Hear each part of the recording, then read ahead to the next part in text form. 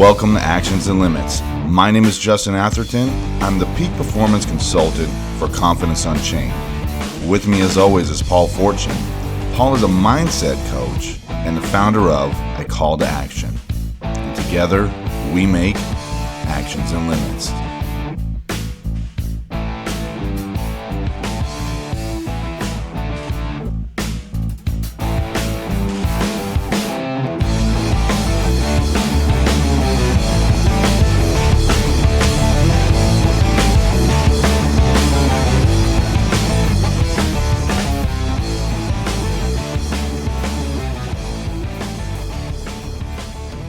Welcome to the show, the podcast where we talk about the actions we can take and the limits we create.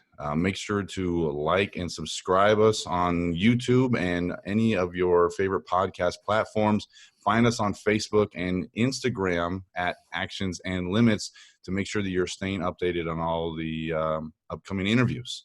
Paul, I'm really excited for our guest today, Rish Mitra. He's got a lot of different things that he's working on. And I know you were on his podcast recently, Dads and Deadlifts. So I'm really excited to bring him on here in a minute, man. You know, I'm a huge fan of his podcast and his style. And Justin, I'm going to tell you this, you're going to resonate a lot with his message because it's similar to your message as a coach. Okay. And his life is similar to you as being a single father. I know that his son's a little bit younger than your daughter, but I think that you guys will be able to relate really well. Okay. Now I'm excited to pick his brain. Yeah, looking at his bio here, he's got a lot of interesting ideas, and I like the names of some of his programs, the Dads and Deadlifts. I'm going to ask him about that. So let's bring out Rish Mitra. So Rish launched his podcast in an effort to raise awareness to men's health and how, as a society, men and boys are devalued due to social and cultural stigma that has been raised around men. He is on a mission to debunk the myth and shallowness of words and phrases like man up, boys don't cry, don't throw like a girl, and toughen up. In his program, he walks men through several exercises to reevaluate their life and reconnect them to their heart as when they were kids. He's writing a book specific to a topic, Man Up, where he walks the readers through his process and has them use worksheets that he uses in his coaching program. Rish is a dad of a handsome 2.5-year-old and loves playing and doing things with his son in his pastime. He's an avid reader and self-improvement nerd. A few of his favorite things are CrossFit, reading, hiking, traveling, meditation, visualization, biohacking, and life hacking. So let's go ahead and bring out Rish to the show.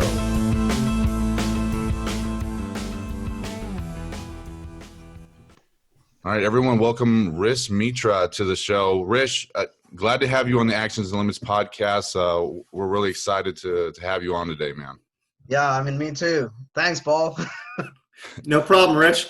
Yeah, I know Paul was on your podcast, and yes. you've got a bunch of different things going on, coaching, podcasting. Tell us a little bit about your story, man, and how you got to where you're at today. Yeah, so first of all, thank you. Thanks, guys. This is amazing because I was kind of listening to some of the episodes that you guys are doing, and I didn't realize this is like host and co-host. I was like, whoa, okay, pressure. Nah. All good. It's all good. So thanks for listening to the show. Yes, hearing a couple episodes, but we're excited to hear about you, Rich. So really, so I'm an engineer by profession, 9 to 5, right? But what's going on currently in my life over the last 18 months have made me reevaluate a lot of things in my life. Like, for example, I was in a very rocky marriage, and we had a divorce last year, and I have a toddler who's about 2.5-year-old, right? And during that time, there was a lot of stuff going on, and instead of I actually reached out to my friends and male friends, and I was like, don't worry, man, let me just man up, let's go grab a beer and do this, right? So that's when it hit me, and I kind of got heavily dependent on alcohol around that time. Because if you're trying to reach out to your friends, and if they're not, then the easiest way we reach out to is substance abuse, right? Any sort. So Sure. for me, it was alcohol. And then until one day, it actually hit me. My son was 6 months old, and the first time he called me dad, I was not sober. And that's when I realized, like, it's real. Something's got to change. Mm. Something I need to change. I mean, otherwise, this is really going down the rabbit hole right here. So after that, really started getting myself back again, like really working through and working on the mindset. And like, I had been a self-improvement nerd, but even person like me faltered, right? Like, so it's kind of like you realized immediately, like, this is a something, it's a journey, it's an everyday process. It's not like one and done. Sure. You attend a seminar and you read a couple of books and you think, no, I mean, when stress hits, it hits, boom. Yeah. As we just keep going. But really joined CrossFit, and that's physical fitness had been always my go-to. And I think like majority of us are go-to, just we run towards like, let's work out and work it out, and which is good. It's in a very healthy, positive way versus reaching out for something that's not. And that's when it realized, Justin, it's more like one day I was reading a book and all that, and that's when it hit me that I have the tools, I have the intellect, I have the knowledge not to do any stupid stuff, Mm-hmm. right? There are men and boys out there, they're not equipped with it. And I got obsessed with it. Like, I started, like, out of nowhere, that suddenly my whole pain got a purpose. And I just immersed myself over the last 18 months, like researching, contacting different local communities. And the research is staggering. Like, there's so many I can go into, but a couple of things, if you just research, National Institute of Mental Health, and pretty much recorded 70% of all global suicides are men. I mean, I was like, this is impossible. This must be wrong. And I started reading, I'm like, no way. It is true. Yeah. PTSD, anxiety, depression, mental health, like you name it, it's all there. 49% of men admitted that at any point in given time, they were depressed, but they didn't open up to their partners and family and friends because of social stigma, because of, oh, I'll be judged. What else gonna think about me? Yeah. 1 in 6 boys, young boys, are traumatized to open up and be vulnerable in schools, and they suffer from PTSD and anxiety because of this, because they would be perceived as weak. So all these, like, it just kind of started hitting me. I'm like, okay, that's it. I'm going to start a podcast. That's all I thought about initially. Like, Okay. I'm going to raise awareness on this, and I'm going to interview people. I'm pretty sure there are other people whose stories needs to be told, and raise awareness. Like, you're not alone. Everyone goes through this. Yeah. Buckle up and don't stop playing the pity party, basically, right? Like, that's exactly what it is. And see if other people can do it, you can too. It's not like, because it's easy to hear Tony Robbins and Les Browns and all these big names, and we are visual person, right? Like, we see the end game. Oh yes, I cannot be Tony. Well, you don't need to be. That's why I'm bringing people like me and you and everyone daily lives that been through other side and still managed to get over it. So there's no excuse anymore that, oh, they had done it, I can't. So that's the awareness that I'm raising, and that's kind of turned into more of a passion project. I didn't realize that.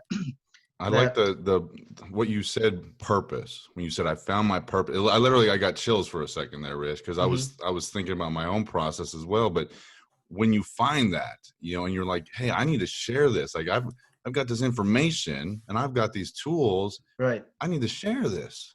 And when you actually find that purpose and you realize that for yourself, man, the motivation that you get, that's a huge thing, right?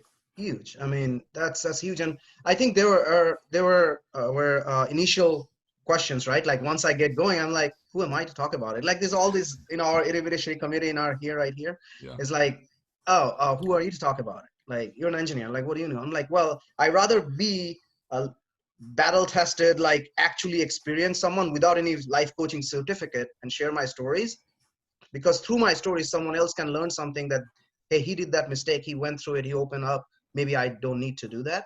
Yeah. Versus, try to say, hey, I know everything. No, I don't. That's the thing. Like, this is why I want to research. And it's also a learning process for me. It gives me motivation. It gives me purpose, not just help awareness for them. It also keeps me grounded. right? So it's kind of like both ways. It's a win-win. And after that, it just kind of blew up. A lot of people started saying, what did you do to get over this? And I started sharing stuff like, with the worksheet and all that. And then that's kind of blew up to be more of a program, basically. And so, Rish, take me back to growing up in your childhood. How was your parents? How they raised you? Mhm. Did they have that man up mentality? Did your father and parents have that man up? You have a bruise, get over it, or how did they raise you Oh, during that great. young age? Great question. So it's, by the way, I had been to a lot of podcasts and it's a very deep question. And this is, I love about this because you guys asked some really good questions. And that's one thing I picked up. And this is a very good question. No one asked me about this because this is important. Like no one is like, oh, okay. But Indian culture, just like any other culture, is very patriarchal. Like Indian culture is very patriarchal. Like, okay, man up, let's go. It's prevalent everywhere. But fortunately, my parents, my dad was the most vulnerable guy I'd ever seen. At the same time, he was strong, he was independent, he took care of the family, best husband, best father anyone could ask for. He knew how to talk, he knew how to communicate, and he also had that empathetic feeling. He was a teacher. Hmm. And I remember as a kid, I would get mad because we couldn't even go like a mile, someone else will stop us. And like just normal people, and to a point where homeless people or vegetable vendors or will go to the market and they will be like, thank you for tutoring my son for free, because my dad used to do that. Like at night after coming back from school, he would tutor kids whose parents doesn't have the money till like 11 p.m. at night. Hmm. So I grew up in a household, I grew up from that mentality to serve. If you have enough, serve, right? And he was, man, I mean, he was really like something I idolize for sure. Uh, that that vulnerability at the same time, that machoism, that when it's needed, uh, and several things that happened during in our neighborhood back in those days. And then he would come back and tell me that do whatever, but never hit a woman ever. Sure. So these are the principles that, like it's a common sense, but the fact that he was very open and honest about it, and the fact that he communicated that very well and ingrained. So I'm very lucky about that. Like even my mom was like, yeah, I mean, my mom was a little stricter about that than my dad. It's funny. He would from time to time tell me like, yeah, toughen up, man up. Uh, but I really didn't grow up to be in a household where it was really practiced, I guess, that if that makes sense. So it sounds like he was a really positive influence on your life. For you going through that struggle that you did, where was the disconnect for you? Like where Mhm. was that struggle that you went through where like, hey, I can't share my feelings, or you're unable to have that support group or your friends? What created that disconnect for you that Yeah, that's where you probably another great question, because that's the main thing. What happened is at 23, I lost my dad. mm, And the day I lost my dad, 22nd November 2004, like I was a mess, right? Like when I first walked into his room and I signed the register at 6:45, I was dizzy, and all I could see time of death, and I was not even processing it. So I walked by his bedside and I was looking at him, and his ventilator was going, and I was like, huh. And I told the nurse, take the ventilator off. I was just cool as calm, like just like this, right? I walked out. Literally, I just, instead of taking the elevator in the hospital, I just walked five stories and just walked out of the hospital. And by the back then I used to smoke, so I remember like I lit up a smoke, and I looked up and the sun on my face, and then it hit me everything. mm, What the hell just happened? I just lost my dad. I left everything. I ran all the way 5 stairs up, and that's where I was just sobbing like a baby. Now, what happened after that, like in an hour, I had to give the news to my mom and my sister. They were at home, so everyone came and told me like, okay, you gotta man up. You gotta be strong. You gotta be the one who's, because now we're gonna give they're gonna come.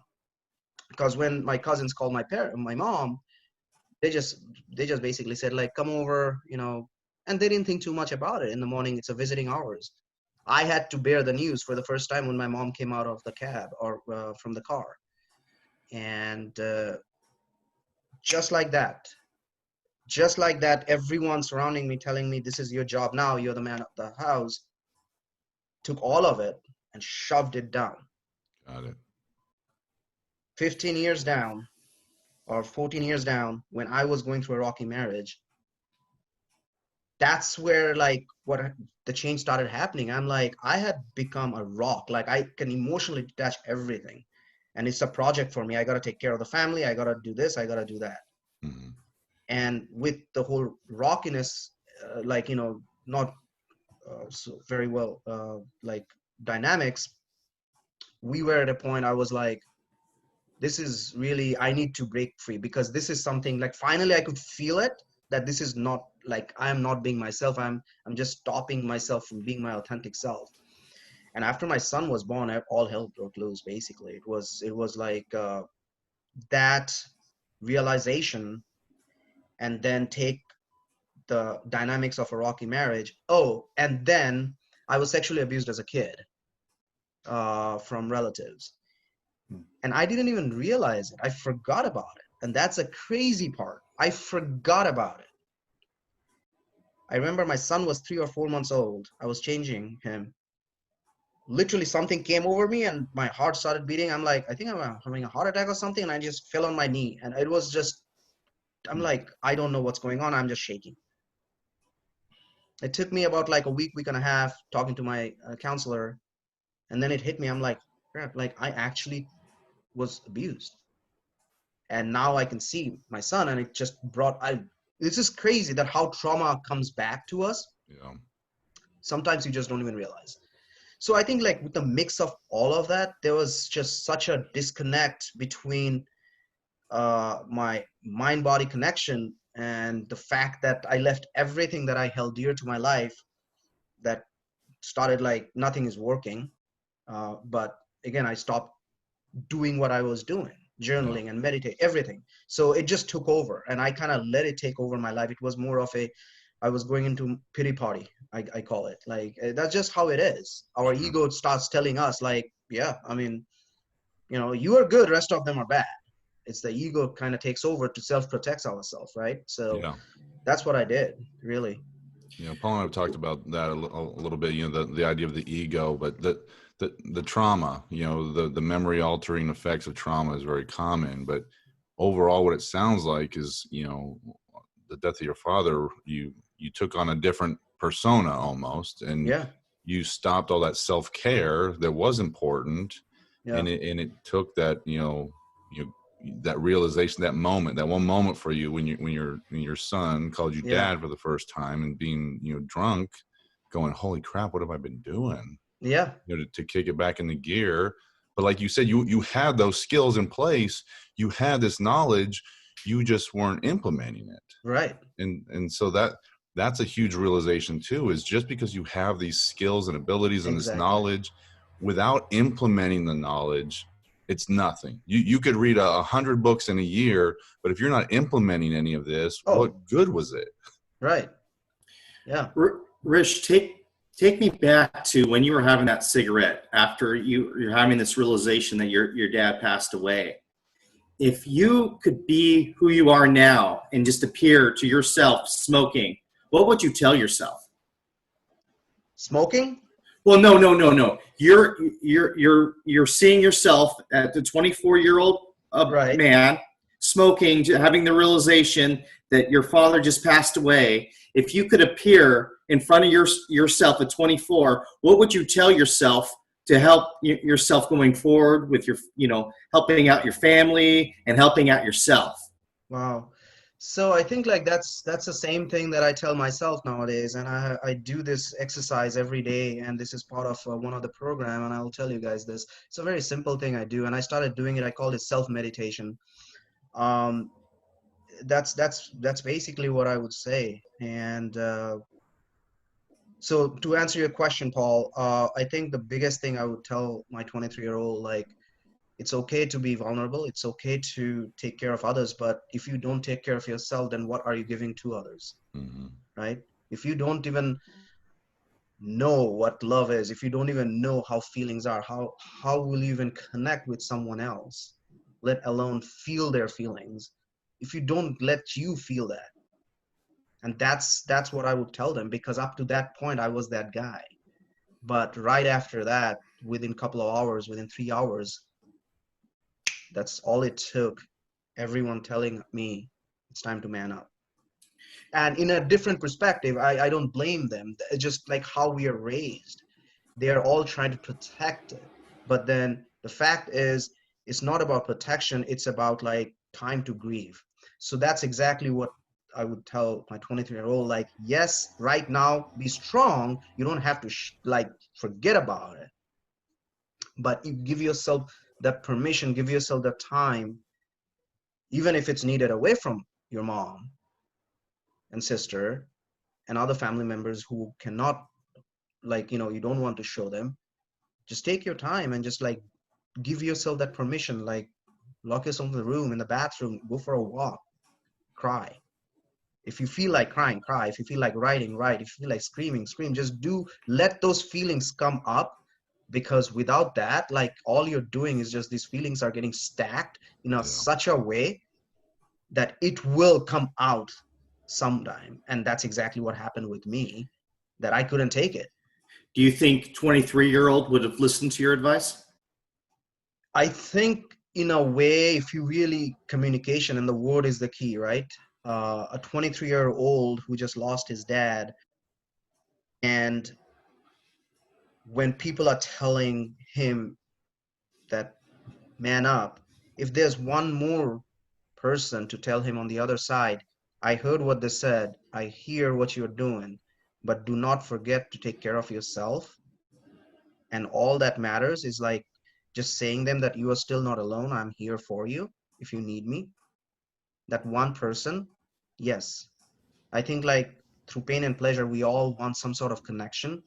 And when we don't get that connection, that's what happens, what happened to me and many others, right? Because everyone is telling the same thing. So there's no one who's actually giving that support on the other side that it's okay.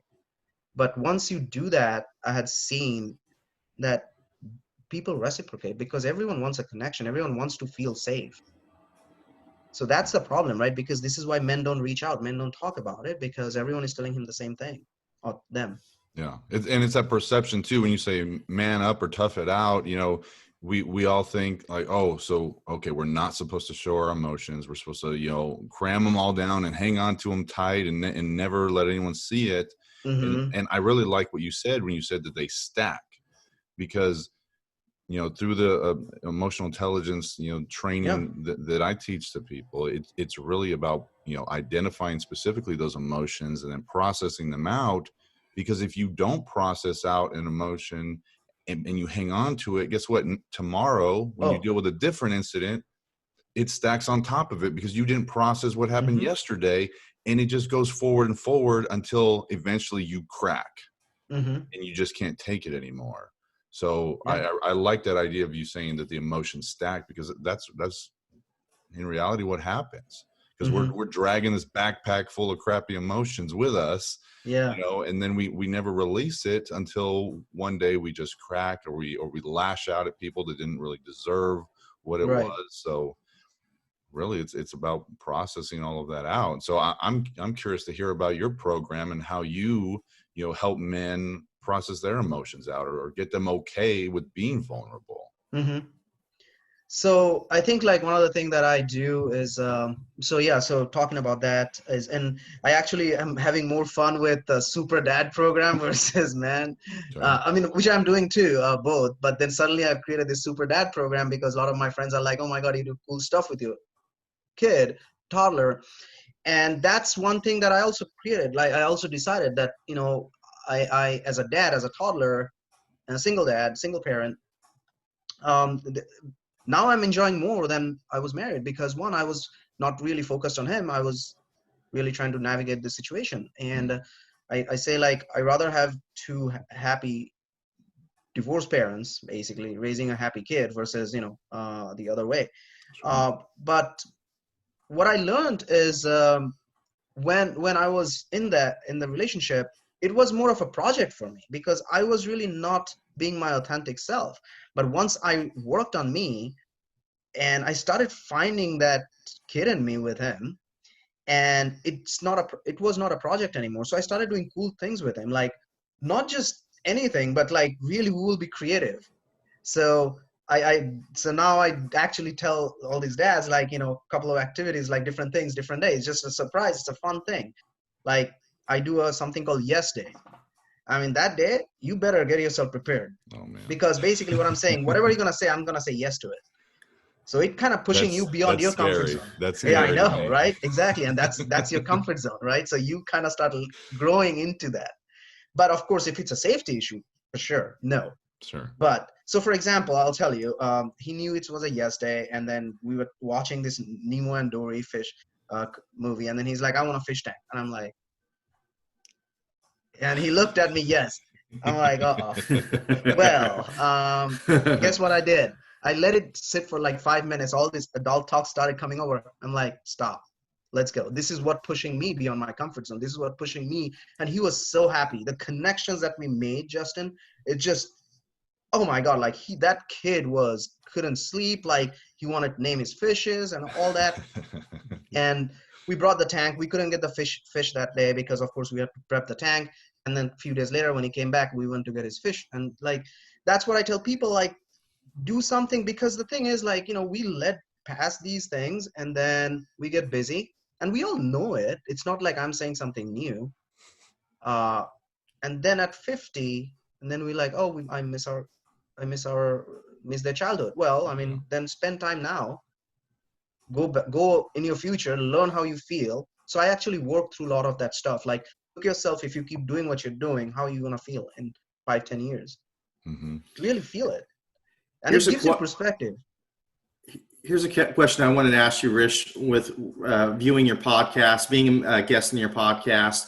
What is your definition of a man and your definition of a dad?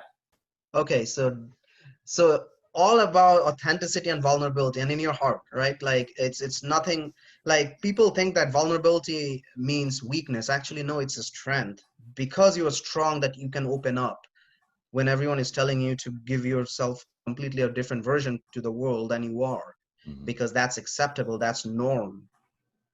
So it doesn't take much to do that, and that's exactly what we are doing every day. The fact that you can be vulnerable and be open and talk about all this stuff, that makes you like a gem, like literally, like you are actually sharing your vulnerability and you're saying, like, this is me, this is who I am.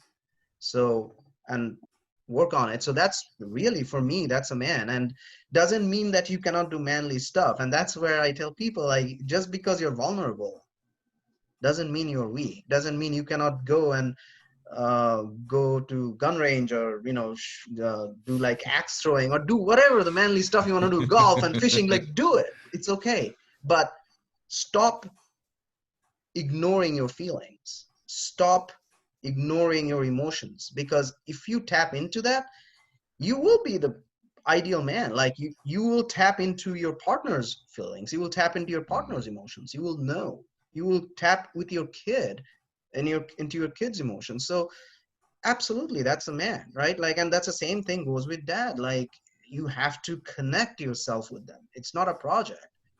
And once you connect yourself with them, and how will you connect? In your heart. Like, of course we talk about like brain and all that. Yes, it's important, it's your logical capability, but emotional intellect and intelligence is the main foundation of the connection. Then comes a logic. Of course, you're gonna talk to someone, right? Like now, if my son do something really stupid, and say he breaks something important thing, like say for example, he watches a couple of stuff on my laptop. Say one day he breaks it, and I give this example a lot. One day he breaks it, so what? Like I have two choices. One, I get mad for that specific moment and get really angry, like or I actually just really understand that he's more to me than this computer and at this moment of my emotions. So those are the things that I feel, if you're in heart, like it's easy, it's and being grateful about it. So And really, it's very simple. yeah, I really, and that's a huge thing that a lot of men don't understand with emotional intelligence and being in control of your reactions to your emotions, right? Because Yeah. the emotions are going to come up regardless. We can't control that. It's a physiological response that we have. But think about all the wasted time that you have by having these emotional outbursts. Like you said, your son breaks the laptop, so you're yelling at him and you're mad about it for 2 weeks, and you keep bringing it up. And think about all the wasted time and the negative energy that's there, and how you're damaging that relationship moving forward. Yep. And so whether it's your children or your spouse or your coworkers, like, you have to be able to let this stuff go. Like, I wish I had these tools back when I was, a young man, when I was, in my Hmm. teens and growing up through my 20s. I would have been a lot more productive in a lot of things that I was working through. Because Yeah. you can only think back and go, man, I was being stupid. Like, I was hanging on to these emotions and having these outbursts, and what was I Yeah. thinking? But I was being a man. I was toughing it out, and I was manning up, and that was, it doesn't So work. that's the thing, like one of my favorite authors is Ryan Holiday. I don't know if you guys read the book Ego is the Enemy. It's highly Mm. recommended. You should read it. It's gonna change your life. It's amazing. Ego is the And enemy. I'm gonna have to look that one up. yeah, this is a really good book. And he talks about this, and I really absolutely agree with him. Like, and so all these negative emotions, like not even negative emotions, all these things about like, I'm man, I'm this, it comes, like society created these names, right? Like it's a label on a feeling, like, okay, man up, toughen up, don't throw like a girl, even from the other's perspective. So then you have this inflated ego. That ego, because ego is really, if you really read the definition, it's here to protect us. It's really, Hmm. that's very simple way of saying it. Like, Yeah. I want to protect you, and that's how it was created, and it's part of us. You cannot ignore it. But on the flip side, it's also telling you that, oh no, you're not wrong, this is how it is. Oh yeah, this is how it is. This is how it's been done for years. What are you Yeah. talking about? You're always right. No You're matter always what right. happens, you're right. You're right. And then, hey, do not show your weakness Mm. in school, in football field, in here, like, in your circle of friends, because they will mock you. And the funny part is, even if you go into a, like, actually survey and research some of these guys, which actually I was reading a research on online, that they have surveyed boys, young boys from the same locker room, where they all playing like, we are tough, we are tough. When they interviewed them like separately, everyone said like, I wish a couple of my friends would. They didn't know that they interviewed all of them. 60 to 70% of them say, I wish they, like, we could talk more like openly. So why don't you? It's like, oh, hell no. Because it's I not don't want to be acceptable, made right? fun of. No. So that's where we live in. Like Glennon Doyle in her book Untamed talks about our boys are caged. And that's such a powerful line. So No. our boys are caged too, like literally, because of the stigma. We not, and women, kudos to them. They open up, they reach out, they talk, and we are just still stuck with our ego. Like, hell no, I'm not going. Sure. Mental health, no, I have no problem. Let's go grab a beer. Addiction, no. Yeah, men tend to fall below thought rather than above it. Like you Yeah. said, with substance abuse or distractions, whatever that is. So we're like, nah, I don't want to go there. I don't want to think about it. So let's just get drunk or Let's distract ourselves. self distract ourselves. Yes. And Yeah. then the stat you said at the beginning of the show, 70% of men of Mm-hmm. suicides are men, and Yep. PTSD and stress, because we just bottle it up, keep it inside, Yep. and it's not healthy. It's No. unhealthy for us. No wonder we die like 8 to 10 years earlier than women do. Yeah. Because we don't process any of this, and that stress and that cortisol builds up, and then Yeah. we die young. Yeah. No, see, that's exactly, like, I'm like, guys, what are you doing? Yeah. So Rish, I know you're involved in a lot of different things. I love the name of your podcast, Dads and Deadlifts. Right. Like, how did you come up with that? Like, where did that come from? So it's a mindset thing. So Okay. of course I'm a dad, and then CrossFit saved my life. I tell people, and when I went to CrossFit, I loved every aspect of it. I'd been a martial artist for 18 years, and fitness had been my thing. And when I joined CrossFit, I loved every aspect of it except one: deadlifts. Mm. Right? And every time I used to do that, I used to get hurt, like before I joined CrossFit. So every time I will see, and I don't know if you know the CrossFit, the way we do it, we call WOD, or workout of the day. Every day there will be a different workout for 1 hour, high intensity. And every day I will see deadlifts, I will not go. I was like, nope, not going today. There's deadlifts. So I was afraid. One day it hit me out of nowhere, that the things you're avoiding the most, and I think I was reading some of Tony's books and all. I'm paraphrasing it, like out of things you want to avoid the most, you should do that the most. Mm-hmm. You want to be in comfort zone. It hit me. I'm like, okay, fine, I'll go. So I started, like getting better and better and better. Like, initially I couldn't even lift 95 pounds, and now my 1 rep max is 275. So the thing is, it's not about the weights. It showed me the consistency of repeatable actions. And then it became my mindset. It became my anchor. Yeah. I'm like, if I can do that workout I hated so much, like to a point I'm like afraid the moment that workout would come. And now look where I'm at. So it became my anchor. So I wanted to have that as a mindset. Like, that's my anchor. What's your anchor? Let's go find your anchor. We all need an anchor. I like As a that. mindset. I like that. So that idea it of reminds us in confronting our dark times, if I could do that, I could do this. it. Yeah. Real quick, I knew that answer, Rish, and I knew that Justin would resonate with that, your answer. So I wanted you to tell him that. So thank you. Yeah, Yeah. I told myself, okay, I'm not going to ask you because I know, so I want to ask Rish himself. But no, I really like that. And on a couple levels. I mean, I love fitness. I love working out. Deadlifts is one of my favorite workouts, actually. So you must be doing like 500 pounds. Yeah, it's close to that. Yeah, it's right up there with that. But I love that idea of finding what you're avoiding and Right. just going after it. I know for me growing up, I'm afraid of heights, but guess what? I don't Me shy too. away Yeah. from it. I go on roller coasters, I go on tall buildings, and I'll purposefully look off the edge and go, all right, here's a little confronting my fear, right? Yep. Because I don't want it to rule my life. I don't want it to affect the things that I choose to do or choose not to do. Right. And that goes with anything that we come across where we know, hey, there's that resistance there. You need to push through it and do it anyway, and do it to the point to where it's like, hey, maybe you can turn it into a strength, Yeah.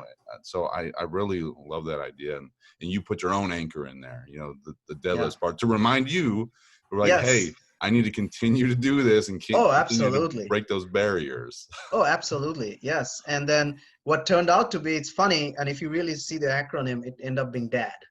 D.A.D. So I was like, oh, that sounds cool. There you go. I like that.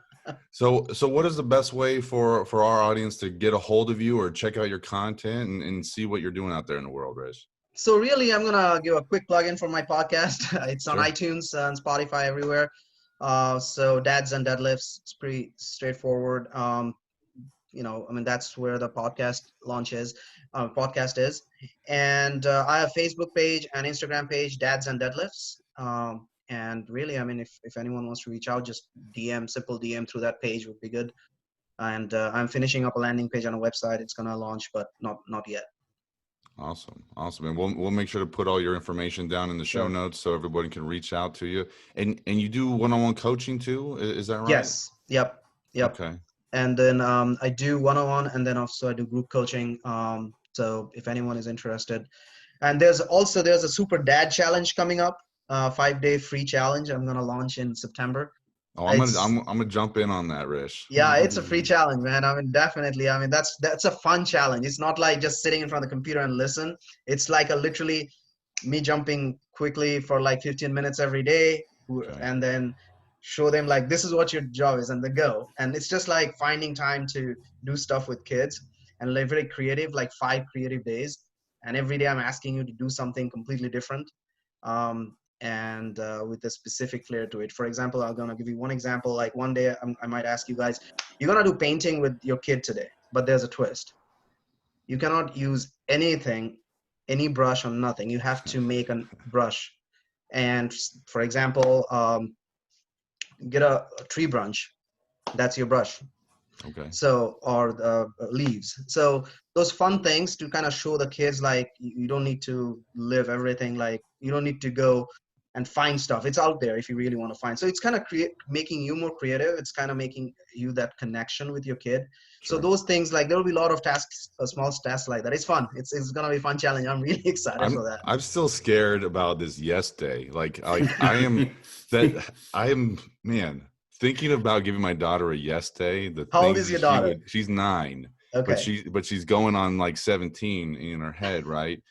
I'm like, she's gonna ask for pets, she's gonna ask for like all kinds of stuff that I am not gonna Well, be you prepared can make you can make you can make actually some protocol around it too.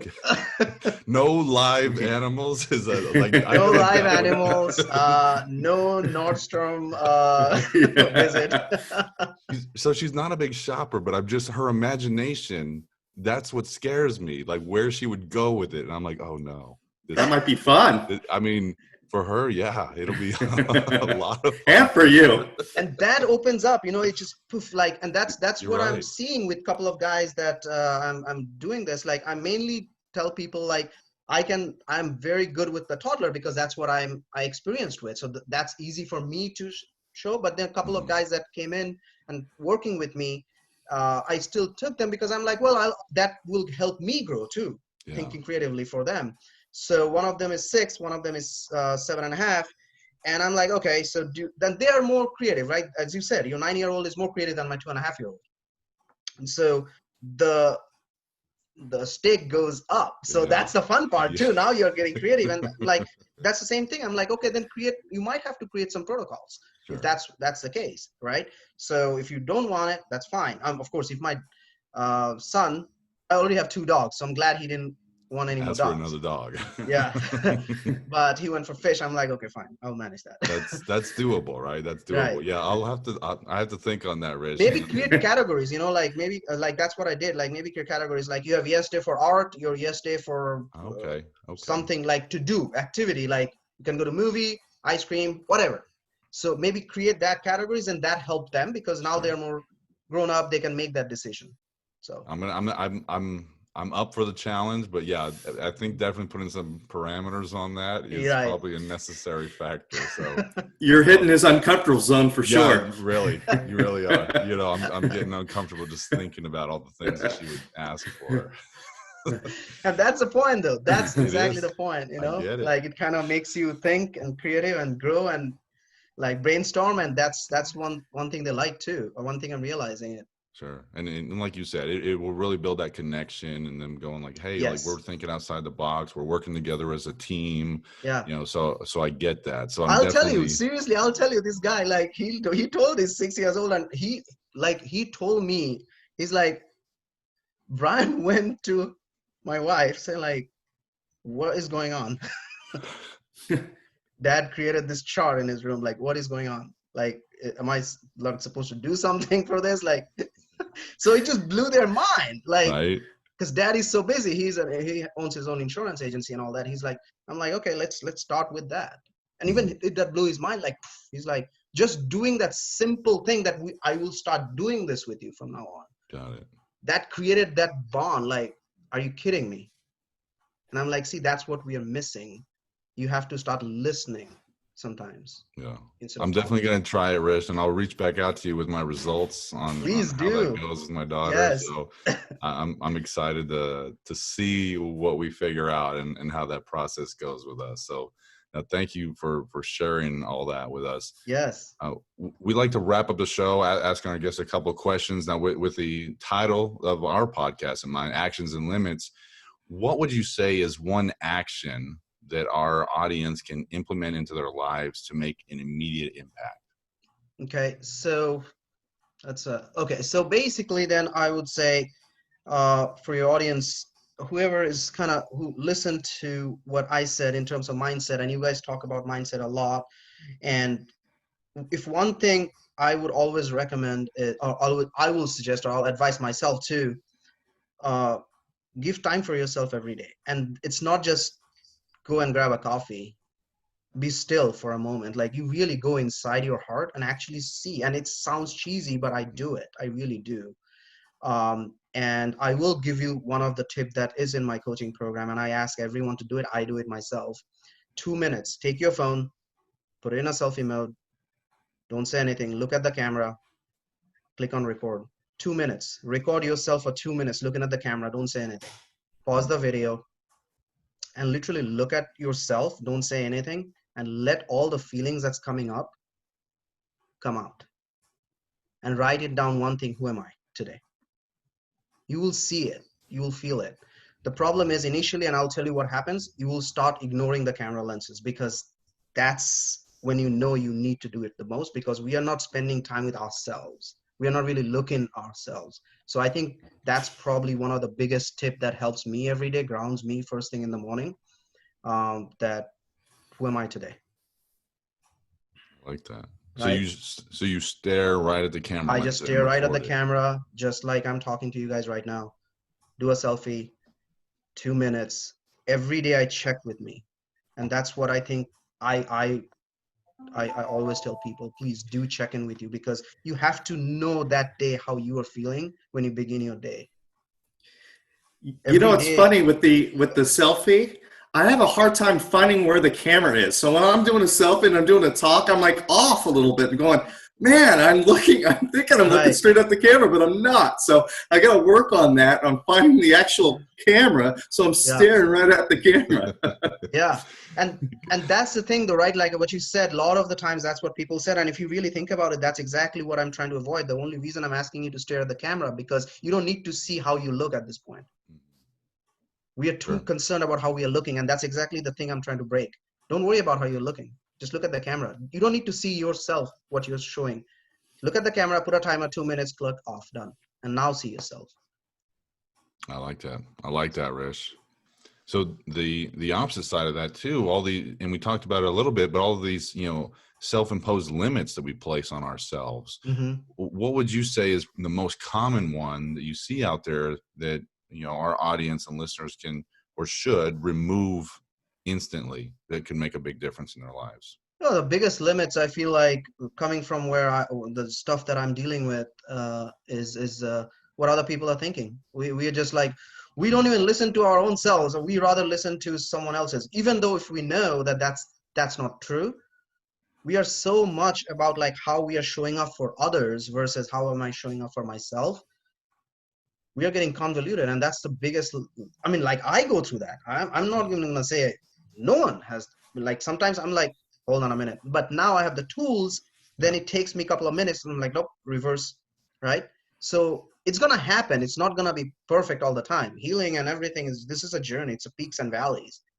But stop telling yourself that, because you're not gonna define your life by someone who doesn't even know you. Yeah. They know you the way you are showing up with them, so they know that side of you. So if you're already seeking validation, you're not showing up as your true self to begin with, so they don't know the true self. So how can they even label you or define you when they don't know you? I like that. I like get rid of that looking for that external validation and those voices you hear. And I really like what you brought up there. Like, even for people that have the tools and have the knowledge, those voices inside your head, they come in again. And so you have to repeatedly get over that. And that's something I've talked with my clients before, because people get real caught up in going, well, I can't get rid of these voices. And I'm like, you won't. Right. They'll never go away. You just have to repeatedly, silence them and go, oh, thanks for chiming in, voice in your head. I'm gonna do something else. Right. I literally talk to them as a person, and it's funny. I was literally I was telling one of the guys yesterday. I was like, listen, this is what I do. I actually talk to them as if I'm like actually talking to a real person. I'm like, oh, thanks. Oh, here you are again. What do you want? I'll share something with you, Rish, that I do, and I share with my clients. I'll name the voice. Oh, nice. Okay. So for me, when I get that negative voice chime in, his name is Fred. And Fred likes to chime in a lot, and I go, oh, okay, there's Fred again, trying to tell me not to do something, or that I should go sit on the couch and drink a beer. No, Fred, you can sit there and watch. I'm about to go do some deadlifts right now. Yeah. So you just go sit in the corner and just be quiet over there. So Oh my God, I'm gonna definitely I'm gonna start naming them too. That's a good point. it creates that distance with the ego, right? Right. Yeah. So I think it helps. It helps that visualization and going, hey, let me separate myself from this voice in my head, because it's not you. Right. It's just this voice it's the ego trying to protect you, like you Right. said. Yes. So just one of the tools that I use to help help people Nice. separate themselves from the ego. But Rish, thank you so much for coming on the show. We had a lot of fun. I love picking your brain, Yes. about your podcast and all the things you do with your kid and everything. So really excited to check out your stuff some more. So thank you so much for coming on the show, Rish. Absolutely. Thanks for having me, Paul. Thank you, Justin. Thanks so much. All right. Thanks, man.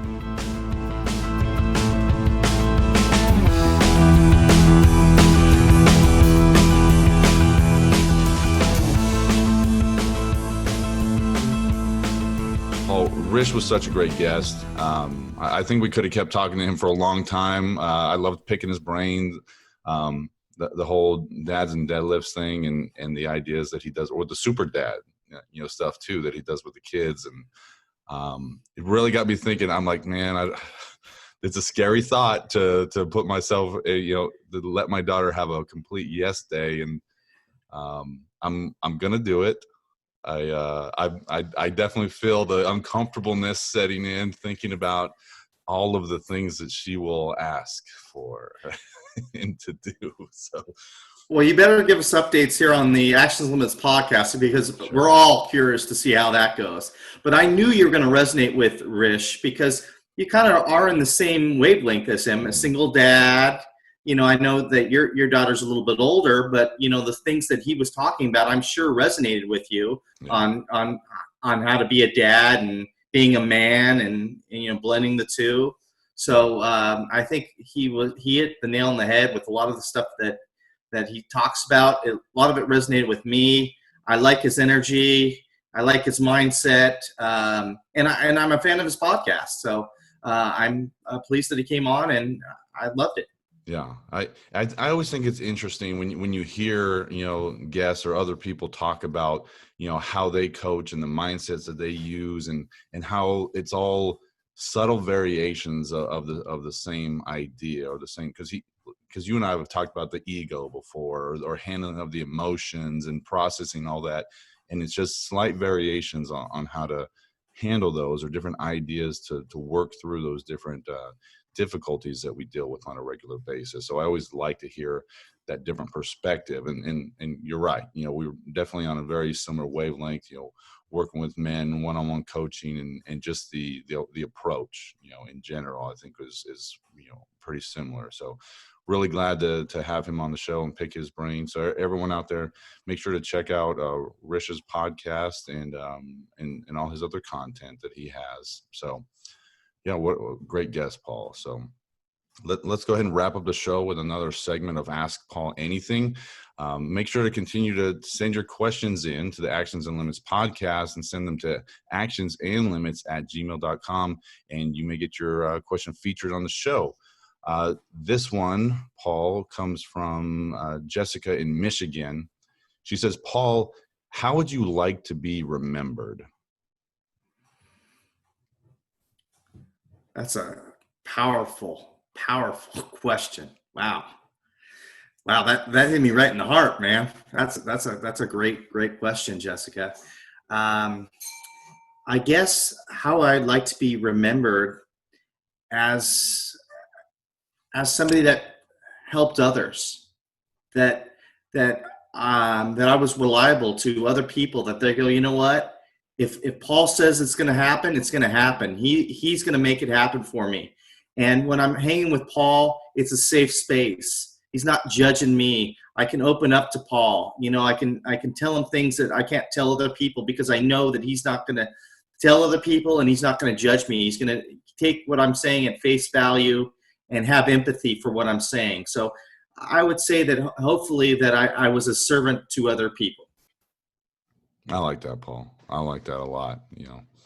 Great answer and great question. So again, to all of our guests, our listeners, audience out there, make sure to keep submitting these questions and keep tugging those heartstrings on Paul. With these questions that we're getting read on the air. So great show, Paul. What a great guest Rish was. I was glad to have him on, and I'm going to definitely check out his podcast as well. For Justin Atherton, this is Paul Fortune. We'll see you next week. All right, see you next Monday.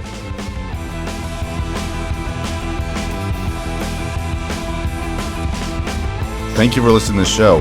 Don't miss an episode. Click and subscribe to our YouTube channel. Follow us on your favorite podcast platform and find us on Instagram and Facebook under Actions and Limits to stay updated on all our upcoming content. Continue to email the show at actionsandlimits@gmail.com for our segment Ask Paul Anything. Thank you for listening. We'll see you next week.